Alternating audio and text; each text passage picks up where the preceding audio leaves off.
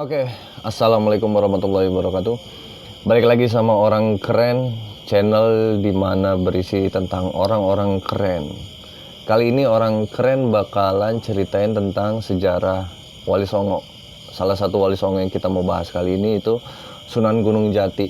Oke, buat kalian yang belum subscribe Orang Keren, kalian belum keren kalau belum subscribe Orang Keren.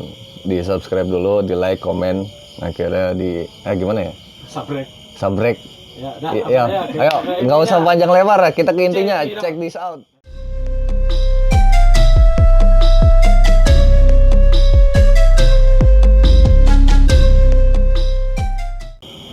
Oke, diceritakan Sunan Gunung Jati atau Syekh Syarif Hidayatullah ini adalah seorang tokoh pendakwa agama Islam yang menyebarkan agama Islam di Tanah Jawa atau Tanah Pasundan, khususnya Jawa Barat, daerah Jawa Barat dari Kerajaan Pajajaran.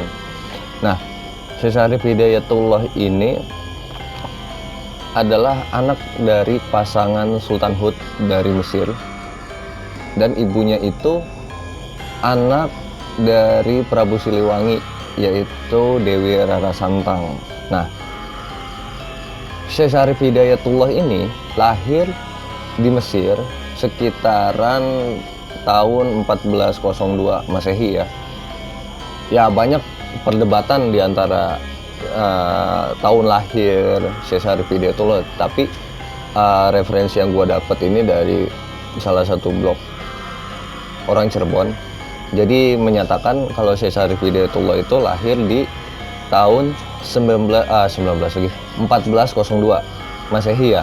Nah, waktu Syekh Syarif Hidayatullah belum lahir ini, ibunya itu pengen cari laki-laki yang bakalan dia nikahin pas ibunya ini pergi haji di Mekah.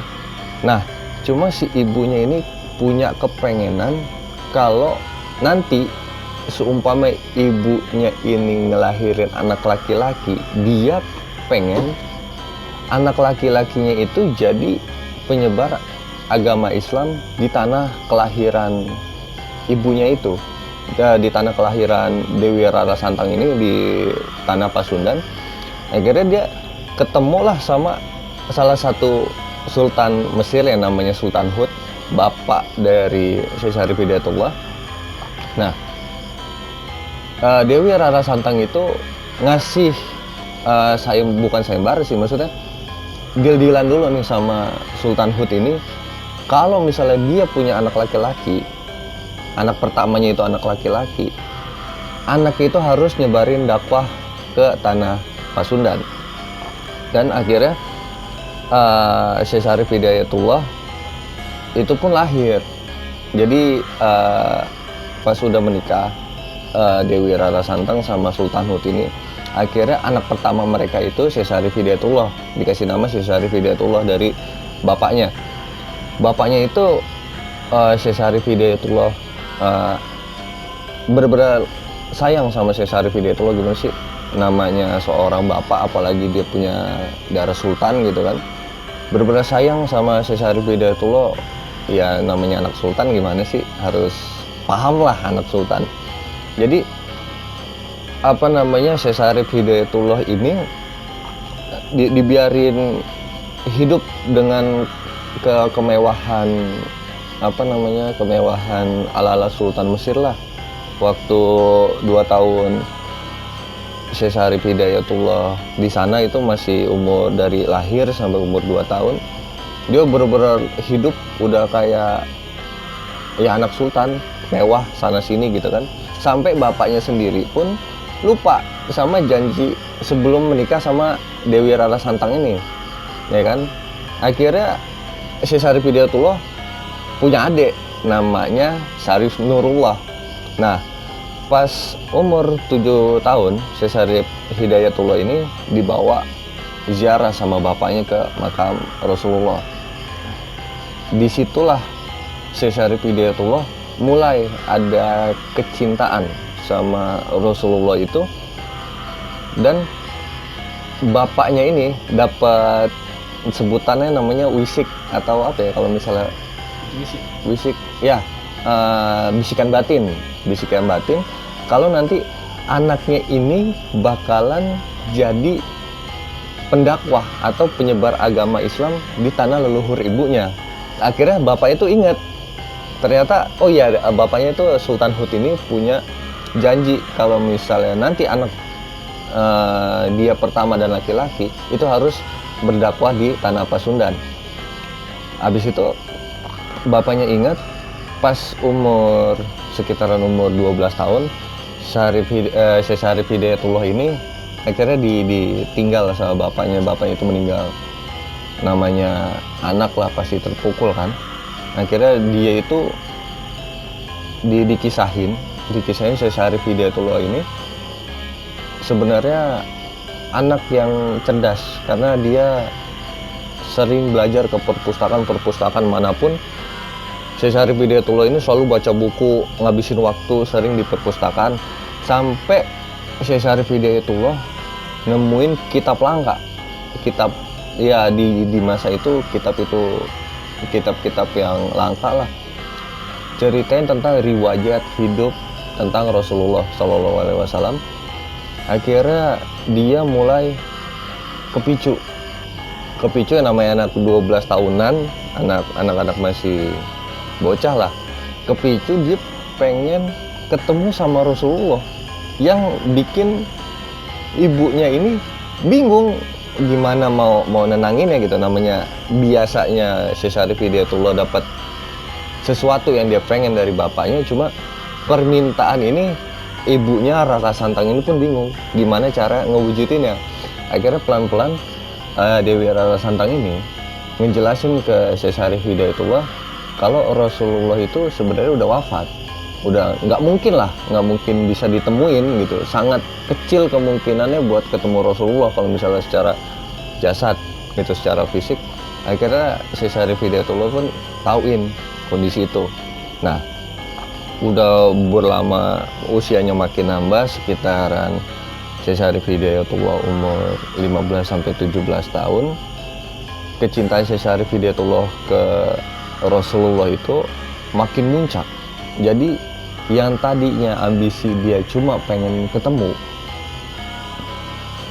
sekarang ini di usia 15-17 tahunan ini dia makin ngegebu-gebu. Dia malah pengen mengembara gitu, dia pengen mengembara, pengen ketemu sama Rasulullah. Saking cintanya Syekh Syarif Hidayatullah itu sama baginda Rasulullah. Akhirnya ibunya Syekh Syarif Hidayatullah, Dewi Rara Santang ini kemudian ngizinin lah, karena permintaan anaknya itu buat mengembara pengen ketemu sama Rasulullah. Akhirnya Syekh Syarif Hidayatullah diizinin sama ibunya Dewi Rara Santang buat cari Rasulullah. Cuma ya ibunya hanya cuma berdoa aja supaya anaknya bisa sukses sama pencarian apa yang selama ini dia cari.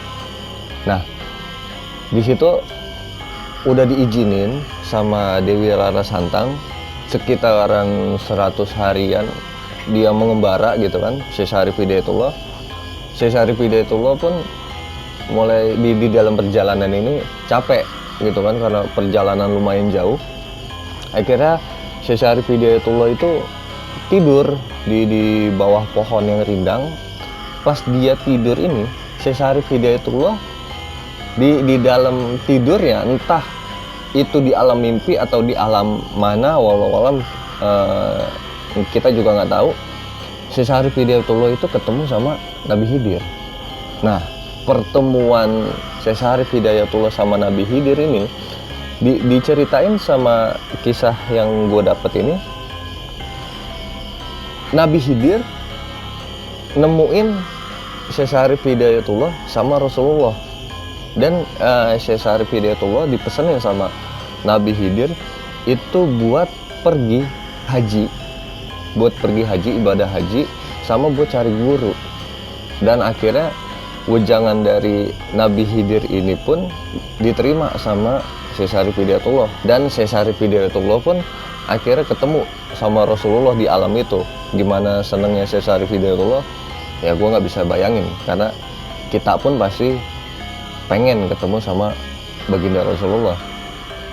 Setelah itu Syekh Syarif Hidayatullah ngelaksanain haji, terus cari beberapa guru di Timur Tengah, ulama-ulama besar dia kunjungin buat dia belajar, sampai dia pulang ke istana, ketemuin lagi sama Dewi Rara Santang, ibunya itu. Nah, setelah dia udah pulang dari pengembaraan dia yang panjang, akhirnya si Dewi Rara Santang ini keinget kalau dia itu punya nazar atau punya niat, kalau dia punya anak laki-laki, anak pertama laki-laki. Dewi Rara Santang itu pengen anak laki-lakinya ini jadi penyebar agama Islam di tanah Sunda, di daerah Jawa Barat. Akhirnya Syekh Syarif Hidayatullah pun dengan senang hati, Syekh Syarif Hidayatullah pengen pergi ke Jawa Barat. Cuma Dewi Rara Santang itu ngasih tahu ke Syekh Syarif Hidayatullah kalau ibunya itu punya kakak namanya Raden Walang Sungsang di Cirebon. Dia itu penguasa Cirebon pada masa itu kan. Akhirnya Syekh Syarif Hidayatullah dikasih tahu sama ibunya kalau udah sampai ketemuin dulu sama pamannya itu. Harus ketemu dulu sama pamannya karena pamannya itu penguasa Cirebon. Nah, dari Mesir, Syekh Syarif Hidayatullah akhirnya berangkat deh. Dengan senang hati dia berangkat. Cuma Syekh Syarif Hidayatullah nggak langsung ke tanah Pasundan. Dari Mesir itu dia singgah dulu nih, istilahnya stay dulu, ngetem dulu di daerah Samudra Pasai di Aceh Utara, di daerah Pasai namanya. Dia tuh berguru sama ulama-ulama besar di sana buat mempertajam ilmu keislaman sama ilmu spiritualnya Syekh Syarif Hidayatullah, sebelum akhirnya dia berangkat ke Cirebon. Nah, pada saat dia udah sampai ke Cirebon, ternyata kekuasaan di daerah Pajajaran itu di Cirebon diperintah sama omnya itu, bukan omnya, pamannya itu, uak lah, karena Raden Walang Sungsang ini abang dari Dewi Rara Santang. Ternyata pamannya ini udah meluk agama Islam, jadi makin ngemudahin lah, makin menggugah, jadi gampang proses pengislaman orang Jawa Barat itu, orang tanah Pasundan itu, karena rajanya udah masuk Islam. Akhirnya pada saat Syekh Syarif Hidayatullah ketemu pamannya, dia ngejelasin kalau dia itu anak dari adiknya Dewi Rara Santang. Omnya pun makin senang, oh ternyata adik dari Raden Walang Sungsang itu seorang laki-laki dan punya ilmu spiritual yang hebat gitu kan. Ponakannya gitu. Ponakan. Jadi Syekh Syarif Hidayatullah ini ponakannya Raden Walang Sungsang, seorang raja Cirebon di masa itu kan. Maaf nih Bang, izin minum dulu Bang. Oh iya, yang minum. Oh iya bener, minum pakai kendinya orang keren ini. Kita minum dulu biar enak.